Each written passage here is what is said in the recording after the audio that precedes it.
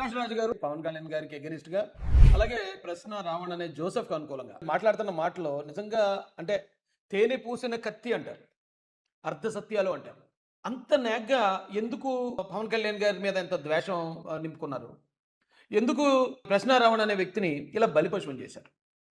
ఒకసారి మీకు ప్రశ్న రావణ్ మొన్న మీటింగ్లో మాట్లాడిన మాటల వల్ల అతని మీద కేసు అయింది. ఈరోజు అన్న జైలుకి వెళ్ళాడు. ఫస్ట్ మీకు ప్రశ్న రావణ్ ఆ రోజు మాట్లాడిన మాటలు ఒకసారి వినిపిస్తాను రండి. Secularism should be two way, it should not be one way అని ఊగిపోతూ డాన్సులు కడతాడు పవన్ కళ్యాణ్. పిఠాపురంలో ఒక కుల వివక్ష జరిగితే చిన్న పిల్లల మీద ఒక లోఫర్ నా కొడుకు కుల వివక్ష చూపిస్తే పవన్ కళ్యాణ్ పిల్లల మధ్యలో గొడవ అంటాడు. పవన్ ఈ విషయం మీద డిబేట్ చేయడానికి నేను రెడీ. తులసి చందు వస్తుందా, లేదంటే ప్రకాష్ రాజు గారు వస్తారా, లేదా ఇతన్నే పంపిస్తారా? పంపించండి. ఎందుకంటే పిఠాపురం నా పక్క నియోజకవర్గం, అక్కడ ఏం జరిగిందో నాకు తెలుసు. ఇద్దరు పిల్లల మధ్యలో జరిగిన ఒక చిన్న గొడవని ఆ పిల్లడు ఏదో చెప్పాడు. వాడు ఏమన్నాడు ఆ రోజు ఇతనే లేని ఇంటర్వ్యూలోనే క్లియర్గా చెప్పాడు. నేను వాష్రూమ్కి వెళ్తా ఉంటే 9th క్లాస్లో ఉన్న ఒక అన్నయ్యని టీచర్ గారు కుల వివక్ష చూపించి మాట్లాడాడు అన్నాడు. ఎందుకే ఈ చెప్పినోడి మీద చూపించలేదు. ఎందుకంటే ఆయన అన్నారు, మేము సాక్ష్యం కూడా ఉంది. శ్రీనుబాబు సార్ ఆ మాట, ఒరే మీ దొంగ జాతి, మీరు అసలు ఎంపీలు మీరు ఇదే అని అన్నదానికి సాక్ష్యం ఉందా? ఆ సాక్ష్యం ఎవరు విన్నారండి? హర్ష శ్రీనివాస్ అండి, మా ఫ్రెండ్స్ అండి. 9th క్లాస్ హర్ష శ్రీనివాస్ వీళ్ళ ఫ్రెండ్స్ 9th క్లాస్ క్లాస్లో అన్నారు. మా క్లాస్లో అన్నాయి. ఇది అసలు ట్విస్ట్. ఈ పెద్ద మనుషులు అడగదండి. ఆయన ఎక్కడ 9th లో అన్నాడు. 9th లో ఎవరు అన్నాడు?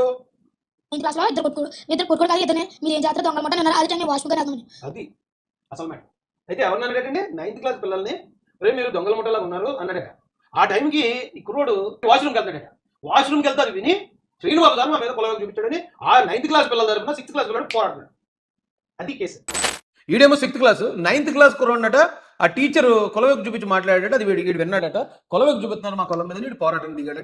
ఇతనే ఇంటర్వ్యూలోనే చూపిస్తాడు రండి. లేని దాన్ని ఉన్నట్టు ఎందుకు క్రియేట్ చేయాలి? First point. తర్వాత అది దళిత క్రైస్తవ సభ. ఆ సభకి ఈయన వెళ్ళి పవన్ కళ్యాణ్ గారిని ఎందుకు తిట్టాలి? అంతంత పెద్ద మాటలు ఎందుకు మాట్లాడాలి? ఇప్పుడు పవన్ కళ్యాణ్ గారినో, లేకపోతే ఆయన అభిమానించే వాళ్ళనో, పార్టీ వాళ్ళనో, లేకపోతే కూటమి ప్రభుత్వాన్నో ఎందుకు దళిత క్రైస్తవులకు శత్రువుని చేయాలి?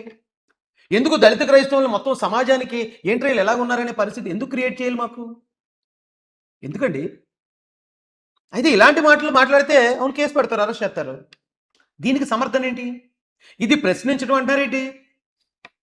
కళ్యాణ్ నా భాషని కొద్దిగా మన్నించాలి. ఎందుకంటే ఈ భాషని నేను నేర్చుకుంది పవన్ కళ్యాణ్ దగ్గర నుంచే.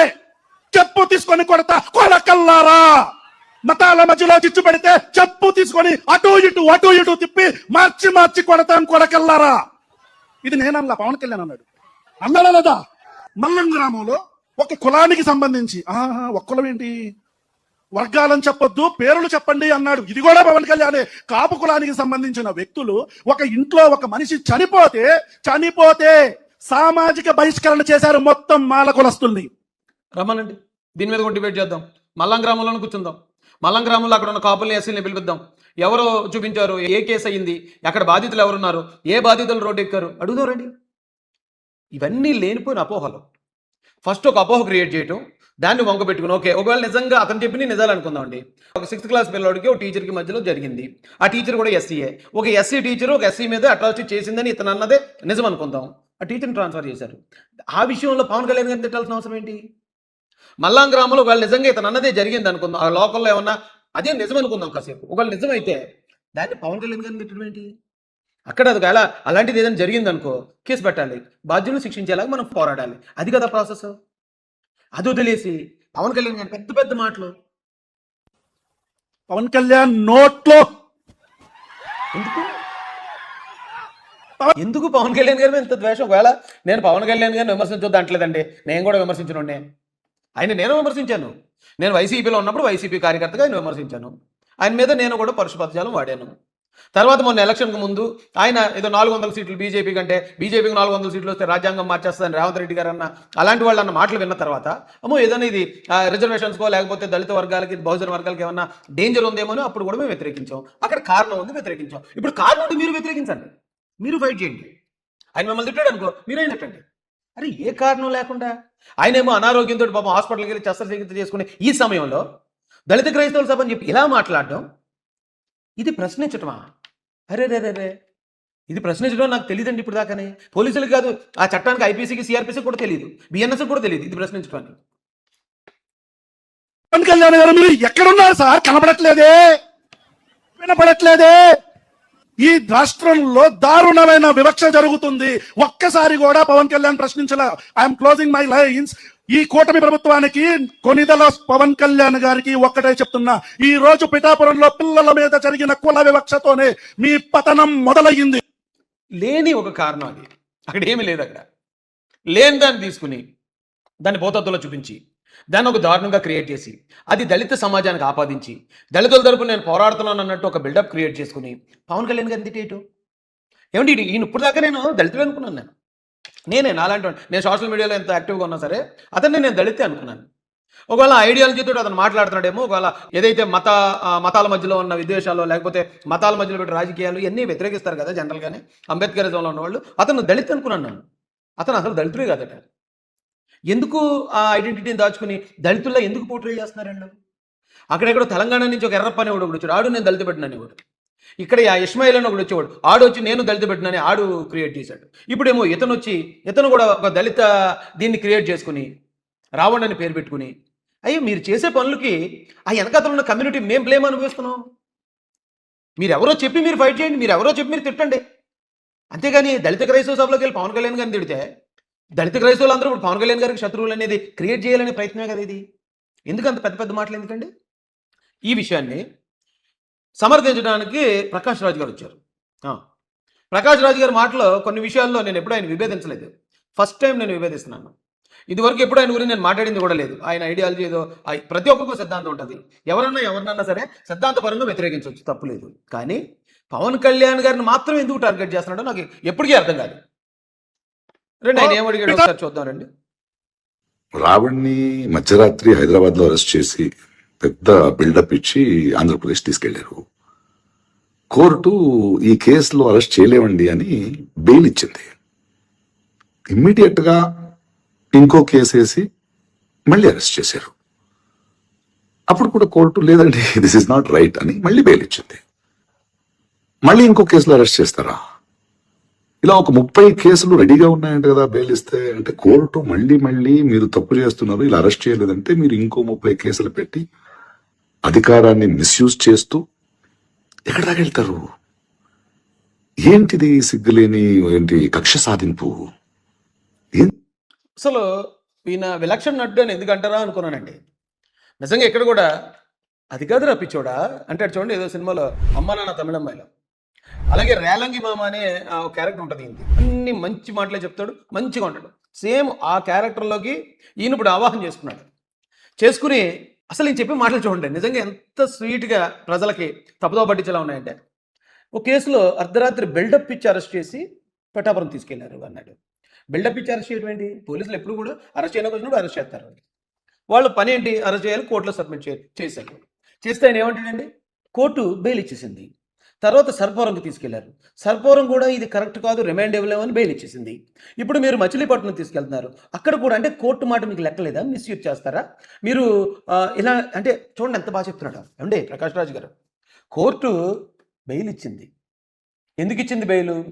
7 సంవత్సరాల శిక్ష పడే లోపు ఉండే ఏ సెక్షన్ ఇచ్చినా వాళ్ళని రిమాండ్కి ఇవ్వద్దని సుప్రీంకోర్టు ఆర్డర్ ఉంది కాబట్టి, ఇది 7 సంవత్సరాల లోపు శిక్ష పడే నేరాలు కాబట్టి ఈయన్ని ఇప్పుడు రిమాండ్కి ఇవ్వలేము, బెయిల్ ఇస్తున్నాం. ఈయన ఇక్కడి నుంచి కోర్టుకు తిరగాలి. మాట్లాడిన మాటలు ఉంటాయి కదా, ప్రూవ్ చేసుకోవాలి. అది ఒకవేళ చట్ట ప్రకారం నేరం అయితే అప్పుడు శిక్ష పడుతుంది, ఖచ్చితంగా జైలుకి వెళ్ళాలి. దాని అర్థం అదండి. అంతేగాని రావణ్ని ఎందుకు తీసుకొచ్చారు మీరు? అలా నా కొడకల్లారా అన్నాడు అంతే కదా, లేకపోతే ఇంకోటి ఏదో బూతులు తిట్టాడు అంతే కదా. దీనికి కేసు ఏంటి? మేము కేసు కొట్టేస్తున్నాం అన్నారండి, క్వాష్ చేసేస్తున్నాం. ఇది అసలు కేసే కాదు, కేసు పెట్టే అర్హత లేదు మీకు అని పోలీసులు ఏమన్నా ఆ ఎఫ్ఐఆర్ని మొత్తం రద్దు చేసిందండి కోర్టు. ఏం మాడుతున్నారు సార్ మీరు? 7 సంవత్సరాల లోపు సెక్షన్ ఉండే ఏ సెక్షన్ ఎవరికి పడినా దానికి లేదు, అరెస్ట్ లేదు. అరెస్ట్ లేదు అంటే దాని అర్థం అతను నిరపరాధని కాదు, అమాయకుడు అని అంతకన్నా కాదు. కానీ మీరు చెప్పే ఈ స్లాంగ్ ప్రజలకు ఎలా వెళ్తుంది అంటే, అరే వదిలేసిందట కోర్టు నిర్దోషి అని. అంటే ఈ కేసులన్నీ అవి పద్ధతి ప్రకారమే సెక్షన్ వేసి పెట్టారు కాబట్టి కోర్టు ఏం చేసిందంటే జస్ట్ దీనికి ఇప్పుడు అరెస్ట్ లేదు, కానీ ఇది వాయిదాలు జరగాల్సిందే, ట్రయల్ జరగాల్సిందే అంతే. రేపు పొద్దున ఇప్పుడు ఈ కేసులు 30 కేసులు అన్నారా మీరు, 30 కేసుల్లో కోర్టు తిరిగి వచ్చినప్పుడు దోలు తీరిపోతాయి. 30 కేసుల్లో 30 కోర్టుల్లో లాయర్లు పెట్టుకుని ఆ 30 కేసులు అంటే నెలకు 30 రోజులే.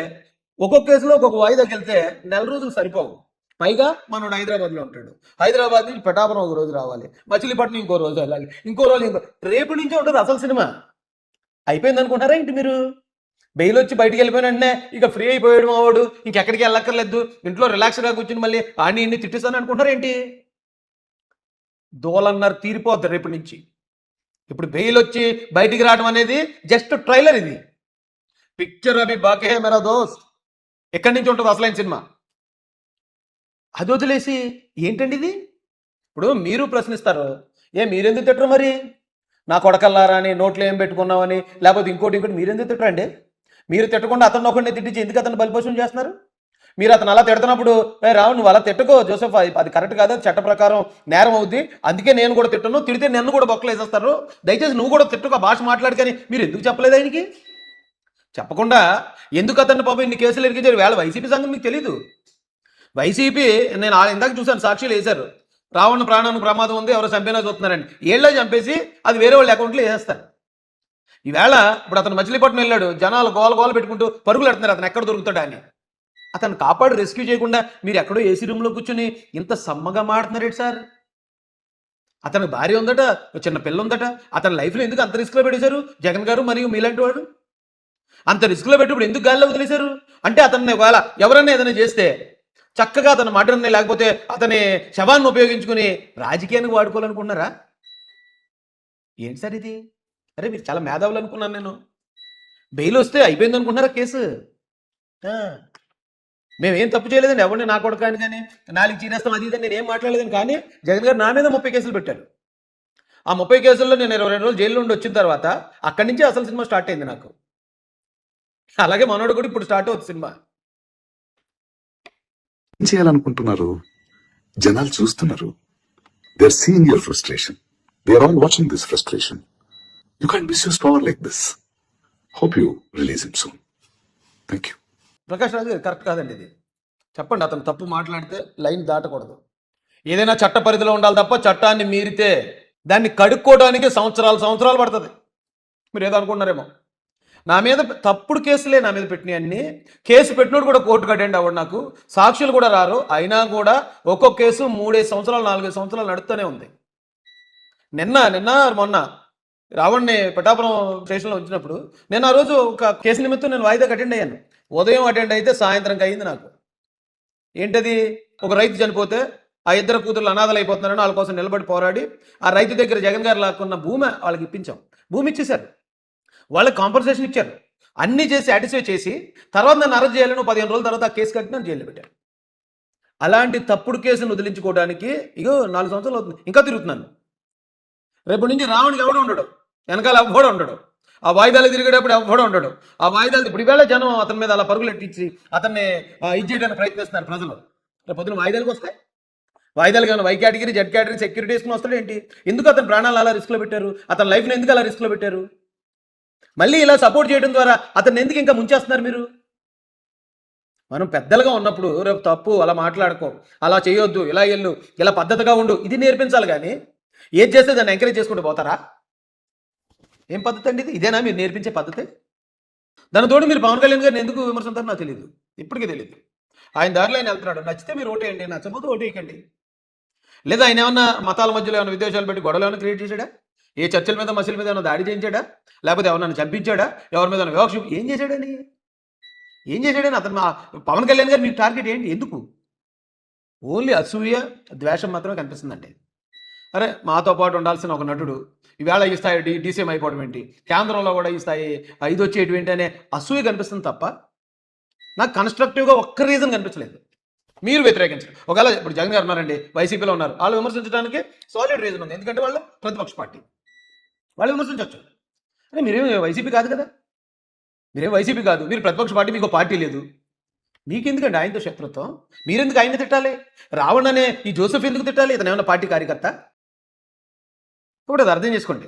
పవన్ కళ్యాణ్ గారిని ఎవరైతే ఎవరినన్నా సరే, ఎవరు భారతదేశంలో విమర్శకు అతీతుడు కాదు, ఈవెన్ దేవుళ్ళతో సహా విమర్శించండి. కానీ ఆ విమర్శకు ఒక అర్థం పరమార్థం ఉండాలి, దానికి ఒక ఆధారం ఉండాలి. ఏ ఆధారం లేకుండా, ఏ కారణం లేకుండా మేము వెళ్ళి ఎవరినో తిట్టేస్తామంటే ఆయన ఒప్పుకోవచ్చు, ఆయన అభిమానులు ఒప్పుకోరు. లేదా ఆయన ఒప్పుకోవచ్చు, చట్టాలు ఒప్పుకోవు, శిక్షలు పడతాయి, కేసులు పడతాయి. అరెస్ట్ ఇప్పుడు ఉండకపోవచ్చు, రిమాండ్ ఇవ్వకపోవచ్చు, కానీ కోర్టుకు వాయిదాలు తిరగాలి. అక్కడ ఖచ్చితంగా ఇవన్నీ ఆధారాలు ఉంటాయి కాబట్టి శిక్ష పడుతుంది. శిక్ష పడితే అప్పుడు వెళ్ళాలి జైలుకి.